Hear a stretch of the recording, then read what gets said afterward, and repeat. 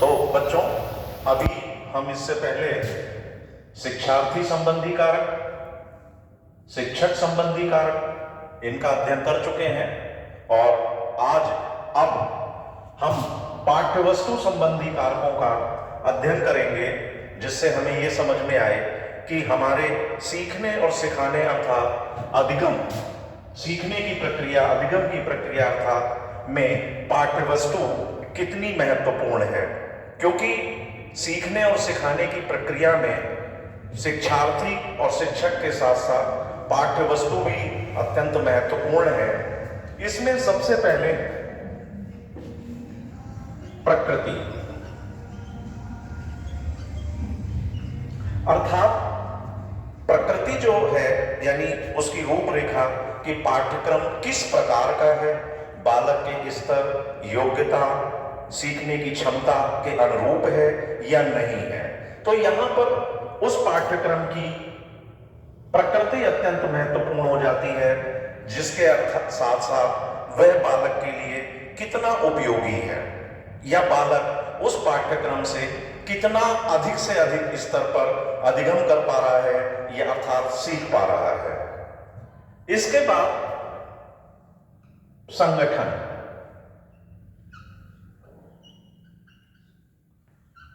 संगठन में हम देखते हैं कि किताबों में पाठ कई यूनिटों में बटे होते हैं, कई पाठ होते हैं। तो उन सभी पाठों का या उन पाठों के अंतर्गत सामग्री का संगठन किस प्रकार से है, वह किस प्रकार से निर्मित है, उनमें आपस में संयोग है या नहीं है, इन सारी चीजों को देखने के लिए हम संगठन अत्यंत महत्वपूर्ण मानते हैं।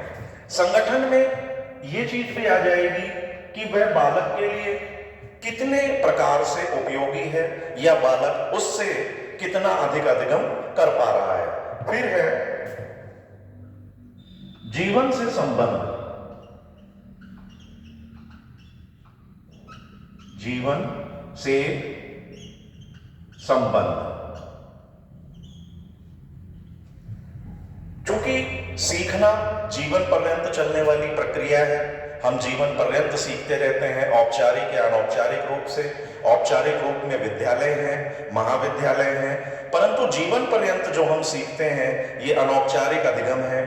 तो इसमें, और चूंकि हम एक सामाजिक प्राणी हैं, समाज में रह करके क्रिया करते हैं, हमारे आपस में परस्पर संबंध होते हैं, क्रिया प्रतिक्रिया, तो इसलिए जो पाठ्यवस्तु विद्यार्थी अधिगम करने के लिए प्रयोग कर रहा है उसका उसके जीवन से या सामाजिक जीवन से क्या संबंध है, यानी उस पाठ्यक्रम या पाठ्यवस्तु के माध्यम से वह कितना अधिक अपने जीवन से जुड़ पा रहा है, जीवन को समझ पा रहा है, या भविष्य में अपने जीवन को व्यतीत करने में वह उस महत्वपूर्ण जानकारियों का प्रयोग कर सकेगा, ये चीज।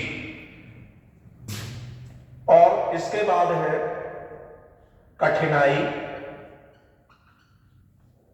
स्तर। देखिए कि कोई भी पुस्तक हो, यदि उसमें कठिनाइयां बहुत अधिक ज्यादा होंगी या कठिनाइयों का स्तर कमतर होगा तो विद्यार्थी में सीखने की क्षमता भी क्षीण हो जाएगी। ऐसा नहीं होना चाहिए। बालक की योग्यता, स्तर, क्षमता के अनुरूप उसमें ऐसी छोटी छोटी कठिनाइयां होनी चाहिए जिससे बालक उन समस्याओं का अध्ययन करके, उनको हल करके उस पाठ्यवस्तु को संपूर्ण रूप से सीख सके। तो अगर ये कठिनाई का स्तर बहुत ज्यादा कर दिया जाए तो विद्यार्थी की रुचि अपनी विषय वस्तु से हट जाएगी, और बहुत ज्यादा कमतर कर दिया जाए तो भी हट जाएगी। क्योंकि यदि कोई चीज सरल हो जाती है तो उसमें रुझान समाप्त हो जाता है। और अब इसके बाद हम शिक्षण विधियों का अध्ययन करेंगे।